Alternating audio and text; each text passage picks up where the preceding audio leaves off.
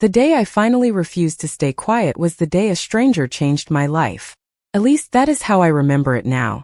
Back then it felt like just another exhausting Thursday. The dinner rush had not even started yet, and I was already counting the minutes until my shift ended. The restaurant sat on a busy Manhattan corner where tourists mixed with office workers and locals who came in often enough that we knew their favorite tables. The smell of fresh coffee drifted through the air. Glasses clinked behind the bar. Soft jazz played through hidden speakers. To customers it probably looked charming. To employees it felt like controlled chaos. I adjusted my apron and carried a tray of drinks toward table 12, while mentally reviewing everything that still needed to be done before the evening crowd arrived. That was when I heard Brian Keller's voice. Loud, sharp, angry. Everyone in the restaurant heard it. Conversations did not stop completely, but they grew quieter. I turned toward the front counter and immediately spotted the problem. Melissa stood frozen beside the register. She was 19 years old and had started working there less than 3 weeks earlier. Her eyes looked wide with panic. Brian stood across from her with his arms crossed. Even from 30 feet away I could tell what was happening. I had seen versions of this scene too many times before. Do you have any idea how much trouble you caused? Brian demanded. Melissa opened her mouth. I was only following the instructions from yesterday. Then you followed them wrong. His voice grew louder. Now I have to fix your mistake. Several employees exchanged uncomfortable glances. Nobody said anything. Nobody ever did. Brian had a talent for making people afraid to challenge him.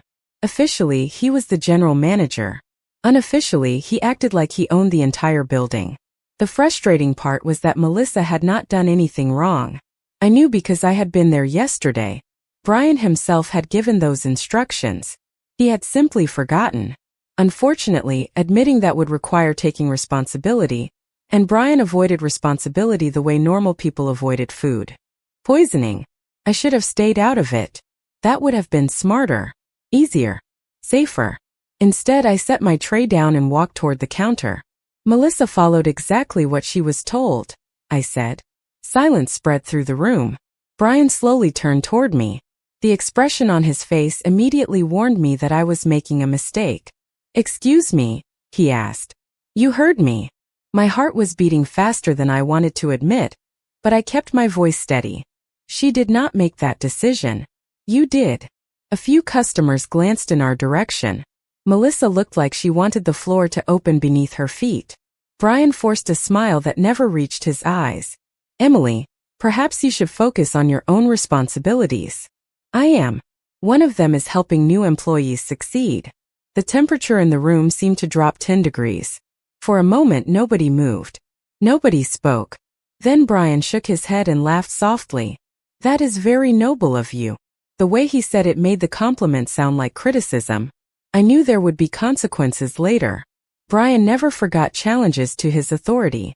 Yet something inside me refused to back down. Maybe it was exhaustion. Maybe it was frustration built over months. Or maybe I was simply tired of watching decent people get blamed for things they did not do. Across the restaurant, a man seated alone near the window quietly observed the entire exchange. Dark suit, calm expression, expensive watch. The kind of customer who attracted attention without trying. I barely noticed him at the time. To me, he was just another guest finishing a late afternoon coffee. What I did not know was that while everyone else would eventually forget that moment, he would remember every second of it. The consequences arrived exactly the way I expected them to. They simply took longer than usual. The dinner rush swallowed the restaurant before Brian had a chance to say another word. Orders piled up. Customers filled every table. The kitchen became a blur of motion and noise. For several hours, I almost convinced myself that the confrontation was over. Then my shift finally ended. The last customers drifted out into the Manhattan night. Chairs were stacked. Lights dimmed. Employees gathered their belongings and headed home. I was wiping down a table near the front when Brian's voice stopped me. Emily. My office. Now. Every employee within earshot suddenly became fascinated by anything, except the situation unfolding in front of them. I did not blame them. Nobody enjoyed becoming Brian's next target. I followed him down the narrow hallway behind the kitchen. The office smelled faintly of stale coffee and paperwork. Brian closed the door behind us and sat down. I remained standing. "You embarrass me today," he said. I almost laughed. Not because it was funny, because it was predictable. Melissa did nothing wrong. His expression hardened immediately. "That is not the point." "Then what is?" He leaned back in his chair. "The point is that you challenged management in front of customers." There it was. Not honesty, not accountability, just pride. I corrected something unfair. "You made me look incompetent." I folded my arms. "I did not make you look like anything." For several seconds, neither of us spoke. Finally, Brian picked up a file from his desk. "Your schedule is changing next week." My stomach sank. What does that mean? It means you will be covering additional closing shifts. Of course, not an official punishment. Nothing that could be reported. Just enough inconvenience to remind me who controlled the schedule. I should have argued. Instead, I simply nodded. Fighting every battle would leave me exhausted. "Anything else?" I asked. Brian smiled. "No. That will be all." When I finally stepped back outside, cool night air hit my face. The city glowed beneath thousands of lights. Traffic moved steadily through the streets.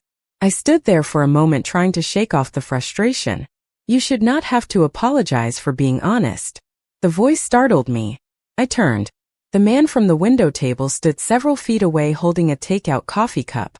The same dark suit. The same calm expression. Up close, he looked even more composed than he had earlier. Confident without being arrogant. Powerful without trying to prove it. For a second, I wondered how much of the conversation he had overheard. "Excuse me?" I asked. He offered a small smile. "What happened inside?" "You were right." Heat rushed into my face. "You heard that."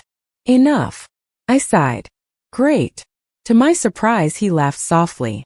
The sound felt genuine. Most people would have stayed quiet. Most people probably make better decisions than I do. His eyes held mine for a moment. "I disagree."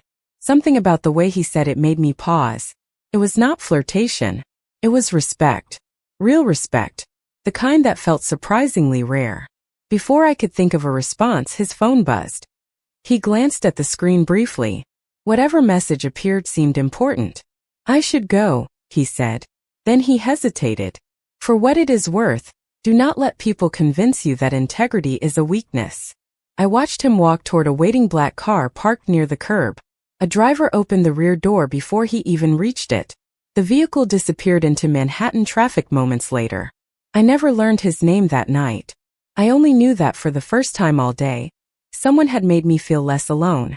What I did not know was that the stranger who respected my courage had already decided he wanted to know much more about the woman who refused to stay silent. For the next several days, I kept expecting life to return to normal. It never did. The schedule changes Brian promised arrived exactly on time. Suddenly I was working more closing shifts than anyone else. Weekend requests disappeared. Preferred hours vanished. Officially, everything was random. Unofficially, everyone knew better. The frustrating part was that Brian remained careful. He never crossed a line obvious enough to report. He simply made life harder in ways that could always be explained away. By the middle of the week, I was exhausted. One rainy evening, I stood behind the counter entering orders while trying to ignore the ache in my feet. The restaurant was packed. Conversations blended together beneath the soft glow of hanging lights. The smell of fresh bread drifted from the kitchen. It should have felt like any other shift. Then I saw him. The man from outside the restaurant. He sat at the same window table where I had first noticed him. Dark suit. Calm expression. Coffee cup beside a folder filled with documents. Somehow he looked perfectly comfortable despite the noise surrounding him.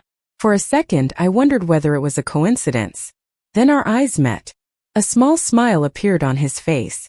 I immediately looked away and pretended to focus on work. Unfortunately, that did not stop me from noticing him several more times throughout the evening. He stayed for nearly 2 hours. Reading. Making occasional phone calls. Watching the rain slide down the glass. At one point, Melissa approached me carrying a tray. "The handsome businessman keeps looking over here," she whispered. I nearly dropped a receipt. He is not looking over here. Emily. She raised an eyebrow. I literally just watched him do it. I rolled my eyes and returned to entering orders. Still, the comment lingered in my thoughts. Later that evening, after the dinner rush slowed down, I carried a fresh coffee refill toward his table. Can I get you anything else? I asked professionally. He glanced up from the folder. Actually, yes. My heart performed a surprisingly inconvenient little jump. What do you need? Your opinion. I blinked. That is not on the menu. To my annoyance, he laughed. The sound was warm and genuine. A terrible business decision is being presented to me. I require an unbiased perspective. I looked at the papers spread across the table. Charts. Numbers. Proposals. The kind of documents that immediately made my brain want a nap. You are asking a waitress for business advice? I am asking someone who tells the truth. For a moment, I did not know what to say. Eventually, I glanced down at the proposal. If someone has to work this hard to convince you, it is probably a bad idea. He studied me carefully. Then he smiled. Interesting. You asked. I did. Before I could answer, another customer waved for assistance. I excused myself and returned to work. Yet the conversation stayed with me. There was something unusual about him. Most wealthy people I encountered wanted to impress others. He seemed completely uninterested in impressing anyone. The following evening, he returned again. And the evening after that. Sometimes he ordered dinner. Sometimes only coffee. Yet somehow he always appeared during my shifts. It became impossible not to notice. One night, as I watched him through the restaurant window while rain fell outside, a black luxury vehicle stopped at the curb. The driver stepped out immediately and opened the rear door. Several people in suits approached from another car. They greeted him with visible respect before walking away together. The entire interaction lasted less than a minute. Still, it told me something important. Whoever this man was, he was not simply successful. He was powerful. And for reasons I could not explain, the realization made me even more curious about the stranger whose name I still did not know. Curiosity is a dangerous thing when it has nowhere to go. That was the problem I found myself facing over the next week. I still did not know the stranger's name. Yet somehow he occupied more space in my thoughts than people I had known for years. He continued appearing at the restaurant with almost impossible consistency. Not every day, just often enough that I noticed. Sometimes he worked quietly near the window. Sometimes he met with people in expensive suits who treated him with an unusual level of respect. No matter who sat across from him, however, one thing never changed. He always paid attention when I walked past. One Thursday evening, the restaurant was unusually busy. A convention at a nearby hotel had filled nearly every table. Orders arrived faster than the kitchen could process them. Customers complained about wait times.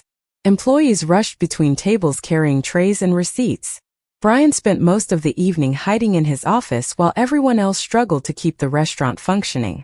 By 8 o'clock, the tension was visible on every face.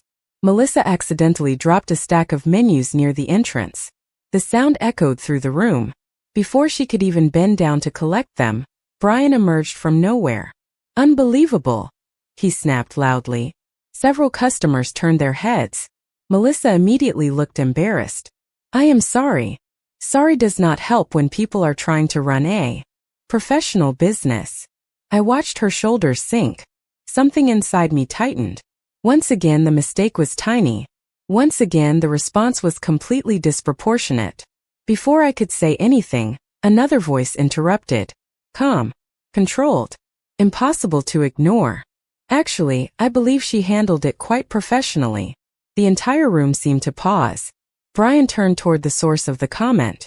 The stranger sat at his usual table, coffee cup resting beside a closed folder. His expression remained perfectly composed. Excuse me? Brian asked. The stranger stood slowly. He was taller than I realized. The room suddenly felt smaller around him. Everyone makes mistakes, he said. Professionalism is how people recover from them. She recovered immediately. Several customers nodded quietly. Brian forced a smile. Thank you for your opinion, sir. The words sounded polite. The tone did not. Yet the stranger appeared completely unaffected. You are welcome. Then he sat down and returned to his coffee as if nothing unusual had happened. The exchange lasted less than a minute. Still, the atmosphere changed instantly. Brian retreated toward the office without another word.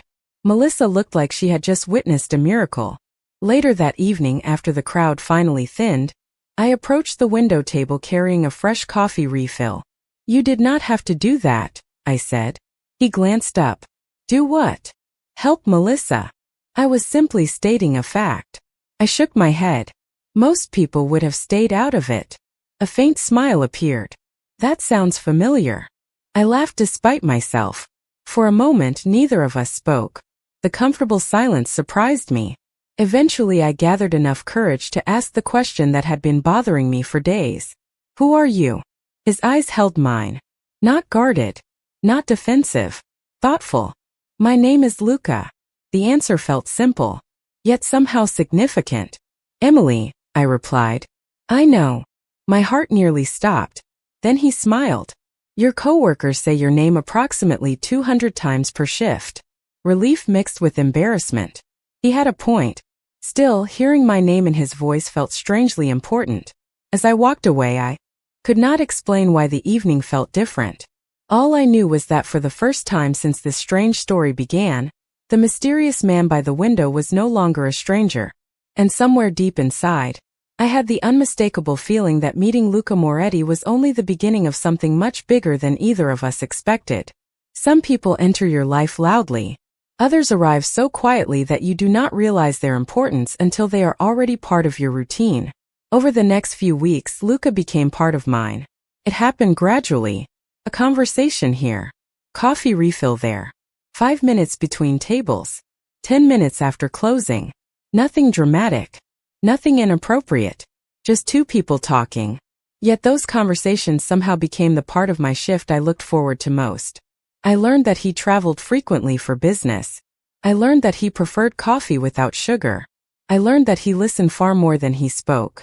Most importantly, I learned that he paid attention. Really paid attention. The kind of attention that made people feel seen. One evening, I mentioned that my younger brother was struggling through his first semester of college. 3 weeks later, Luca casually asked whether his chemistry grades had improved. I stared at him in disbelief. You remember that? He looked genuinely confused. You told me it mattered to you. As if that explained everything. Somehow it did. Meanwhile, life inside the restaurant continued becoming more complicated. Brian seemed increasingly irritated by my existence. Every schedule arrived with fewer favorable shifts. Every mistake made by someone else somehow became my responsibility to solve. Yet something strange was happening beneath the surface. Employees were beginning to push back. Small things at first. Questions. Clarifications. Requests for accountability. It was as though Melissa's situation had reminded everyone that unfair treatment was not normal simply because it was common. One Tuesday afternoon, I walked into the break room and found two servers discussing payroll discrepancies. Another employee mentioned missing overtime hours. A third quietly admitted similar problems. The more people talked, the more concerning the pattern became. Nothing enormous. Just dozens of small issues adding up over time. Missing reimbursements. Scheduling inconsistencies. Unexplained deductions. I sat there listening while a knot formed in my stomach. Has anyone reported this? I asked. The room immediately fell silent. The answer was obvious. Nobody wanted to risk their job. That evening, I found myself thinking about the conversation long after work ended. The next day, Luca noticed immediately. You are distracted, he said as I delivered his coffee. Am I that obvious? Only to someone paying attention. I smiled despite myself. Then I surprised both of us by sitting down for a moment during my break and telling him everything. Not because I expected him to fix it. Not because I wanted advice. Simply because I trusted him. When I finished speaking, he remained silent for several seconds. His expression revealed almost nothing. That sounds concerning, he finally said. It is. And nobody has looked into it? I shook my head. People are afraid. Something shifted behind his eyes. Briefly. Subtly. Yet I noticed it. The calm businessman disappeared for half a second. In his place stood someone calculating, someone assessing, someone used to solving problems. The moment vanished almost immediately. Fear protects bad behavior more often than loyalty does, he said quietly. The sentence lingered in my mind long after he left that evening. 3 days later, several unfamiliar people arrived at the restaurant during lunch service. They wore business attire and carried folders. They spoke privately with ownership representatives in the back office. Brian looked nervous for the first time since I had known him. Nobody understood why. Neither did I. But as I watched the concern growing on Brian's face, I could not shake the feeling that somewhere beyond my understanding, pieces had begun moving into place. And for reasons I could not explain, I found myself wondering whether Luca Moretti knew exactly what was happening. The atmosphere inside the restaurant changed almost overnight. Nobody said it out loud at first, but everyone felt it. The easy confidence Brian carried for months had disappeared. He smiled less. He spent more time inside his office.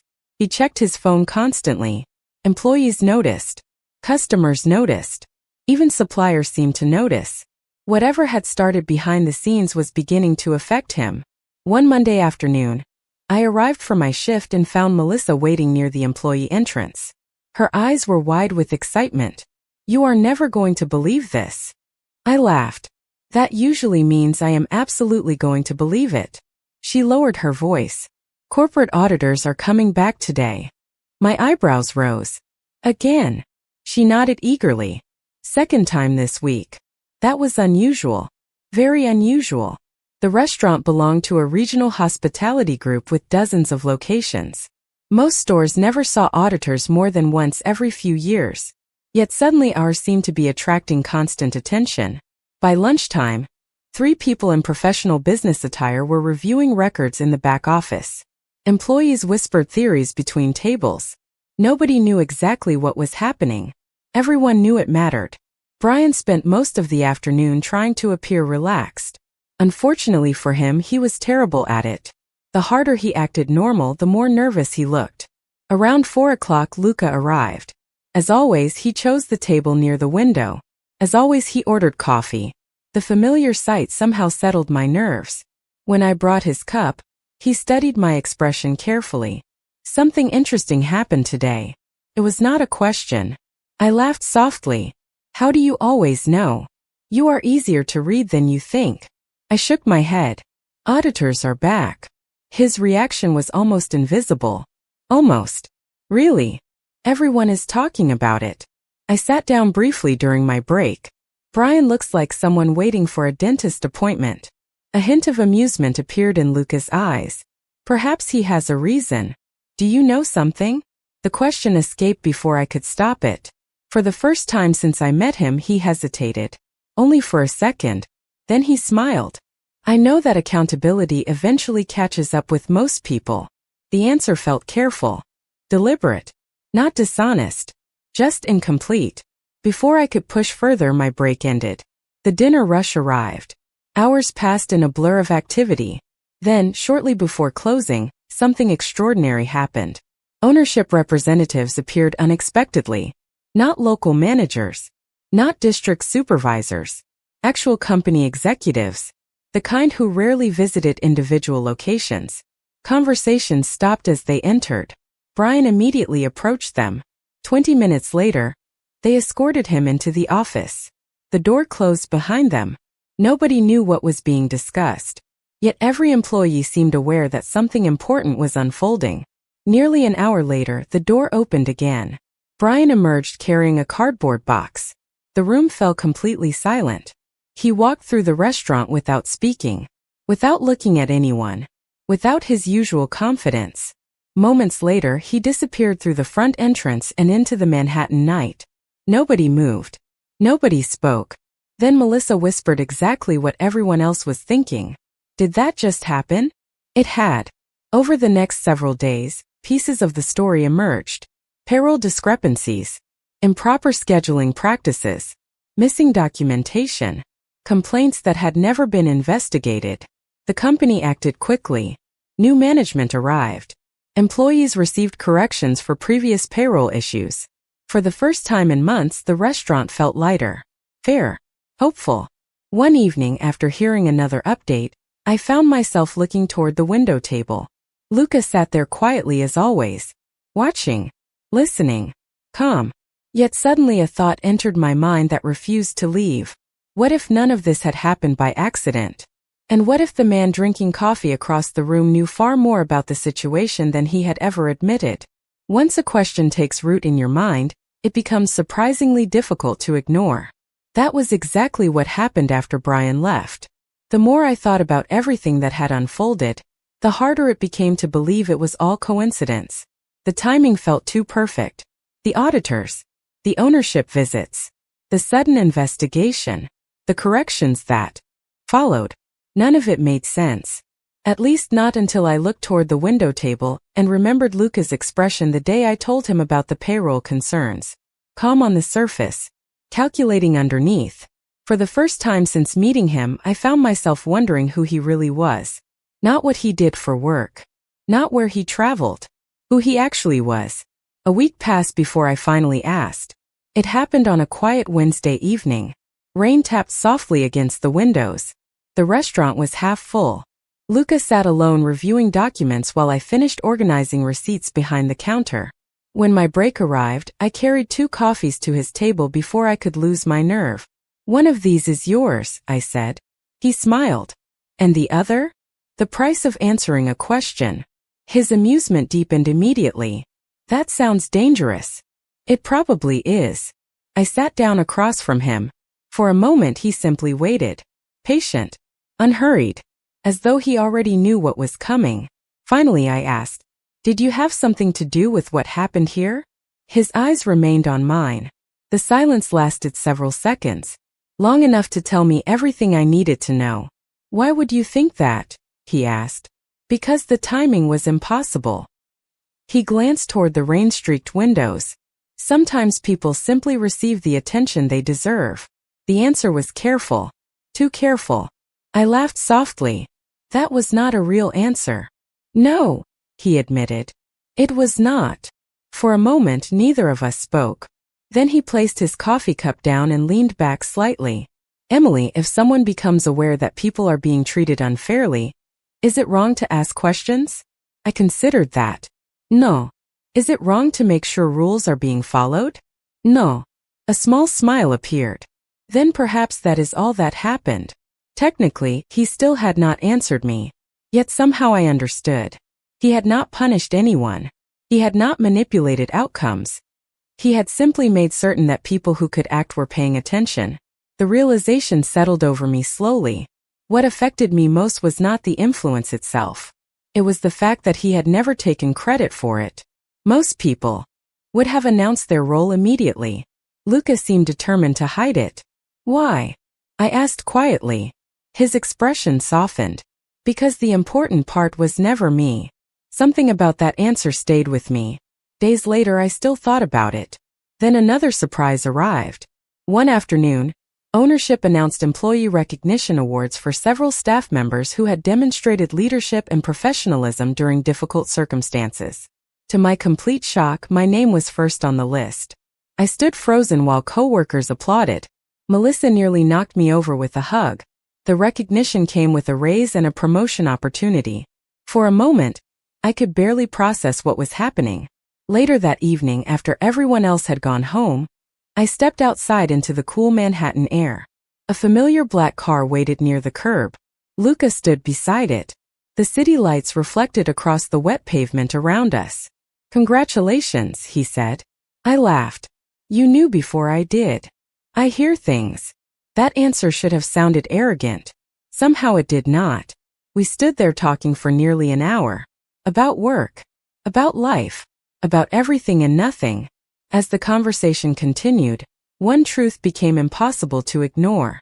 The respect I felt for Luca was becoming something deeper. Something more personal. And judging by the way he looked at me that night beneath the glow of the city lights, I was beginning to suspect he felt exactly the same. Sometimes the truth arrives all at once. Sometimes it reveals itself one small piece at a time until suddenly there is nothing left to hide. Looking back, the signs had always been there.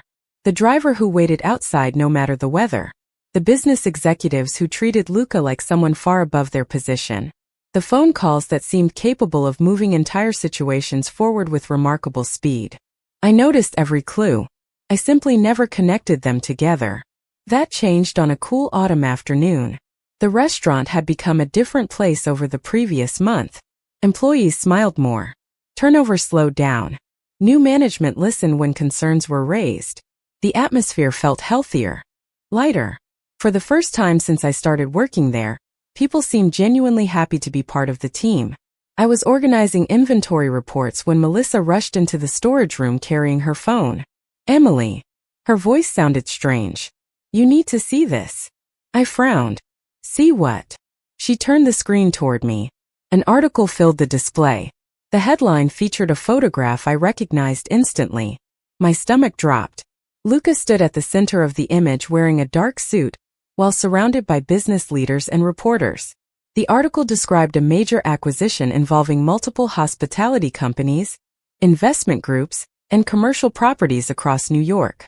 Beneath the headline sat a name I had never heard before. Moretti Holdings. I stared at the screen. Then I stared harder. The photograph remained stubbornly unchanged. That is him, Melissa whispered. I could barely hear her. I know. The article continued for several pages. Leadership profiles, corporate history, investment portfolios, real estate developments, charitable foundations, industry influence. The deeper I read, the more impossible everything became. Luca was not simply successful. He controlled organizations worth hundreds of millions of dollars, companies, properties, investments, entire networks of businesses. Suddenly every unusual detail from the past several months made perfect sense. The private meetings, the executives, the respect, the influence. The answers had been sitting directly in front of me the entire time. That evening I could not focus. Customers spoke and I barely heard them. Orders arrived and I completed them automatically. Questions raced through my mind. Why had he never told me? Why had he hidden so much? Most importantly, what did someone like Luca Moretti see in someone like me? Around 7 o'clock, the familiar black car appeared outside. My pulse immediately accelerated. A few minutes later, Luca entered the restaurant. The moment our eyes met, he knew. I could see it instantly. He walked toward his usual table. I followed carrying 2 coffees. Neither of us spoke right away. Finally, I sat down across from him. You could have mentioned that you own half of Manhattan. The corner of his mouth twitched. That number is greatly exaggerated. I stared at him. Luca. He sighed softly. All right. Slightly exaggerated. Against my better judgment, I laughed. The tension cracked. Not completely, but enough. For several seconds, he studied the coffee cup in front of him before speaking. I wanted you to know me before you knew everything else. The honesty in his voice surprised me. Why? His answer came immediately. Because most people decide who I am before they ever meet me. The words settled between us. I understood them more than he probably realized. People had judged me too. Different reasons. Different circumstances. Same result. For the first time all day, my frustration began fading. The man sitting across from me was still the same person who remembered my brother's grades. The same person who listened. The same person who noticed when I was tired. The same person who believed integrity mattered. The title had changed. The bank account had changed. The person had not. And somewhere during that conversation, I realized that learning the truth about Luca Moretti had not pushed me away from him. If anything, it made me trust him even more. The most important moments in life rarely look important when they happen. They arrive quietly, without music, without warnings, without anyone announcing that everything is about to change. That realization came to me several months later on a cold December evening. The restaurant glowed with holiday lights. Small decorations hung from the windows. Soft music drifted through the dining room. Outside, Manhattan shimmered beneath winter skies. Inside, laughter filled the air. The restaurant had never felt more alive. Looking around, it was difficult to believe how much had changed. Melissa had become one of the strongest employees on the team. New management treated people fairly. Staff meetings focused on improvement instead of blame. For the first time, work felt like a place people wanted to be. And somehow, through all those changes, Luca remained part of my life. Not as a customer anymore. Not really. Somewhere along the way, he had become my closest friend. The person I called after difficult days. The person who remembered details nobody else noticed. The person who made ordinary moments feel meaningful. That evening, my shift ended earlier than expected. As I stepped outside, I immediately spotted the familiar black car waiting near the curb. Luca stood beside it wearing a dark coat. Snowflakes drifted slowly through the city lights around him. The sight made me smile before I even realized it. "You planned this," I said as I approached. "I have absolutely no idea what you are talking about," he replied with the least convincing expression I had ever seen. I laughed. Terrible lie. "I know." We started walking through the city together. The streets glowed with holiday decorations. Storefront windows reflected gold and white lights. People hurried past carrying shopping bags and hot coffee. Everything felt warm despite the cold air. Eventually, we reached a small park overlooking the skyline. Snow rested lightly on the benches and pathways. For several moments, neither of us spoke. The city stretched around us in every direction. Beautiful. Endless. Familiar. Then Luca broke the silence. "Do you know what first caught my attention?" I smiled. "The fact that I argued with my manager? No. That surprised me."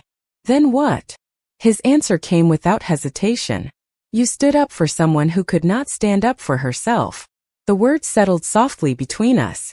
Most people would not think that matters. Most people are wrong. I looked away toward the skyline. My chest felt unexpectedly tight. Luca continued speaking. "You did not know anyone was watching. You did not expect a reward. You simply saw something unfair and refused to stay silent." For a moment, neither of us moved. Snow continued falling around us. "That was the moment I wanted to know who you were," he said quietly. My heart forgot its rhythm entirely. Months of conversations. Months of trust. Months of growing feelings suddenly seemed to lead directly to this moment. I turned toward him. "And now?" He smiled. Not the controlled smile executives use during interviews. Not the polite smile he showed strangers. The real one. The one I had learned to recognize. "Now I know exactly who you are." Emotion rose unexpectedly in my throat. The city lights blurred slightly. Not because I was sad. Because sometimes being understood feels overwhelming. We stood there together beneath the falling snow. Two people from completely different worlds who somehow ended up walking the same path. Looking back, people always ask whether Luca changed my life. The truth is more complicated than that. He did not change who I was. He reminded me that staying true to who I was actually mattered. And in the end, that became the greatest gift either of us could have received. Sometimes justice changes a workplace. Sometimes courage changes a future. And sometimes a single act of integrity introduces you to the person who was meant to walk beside you all along.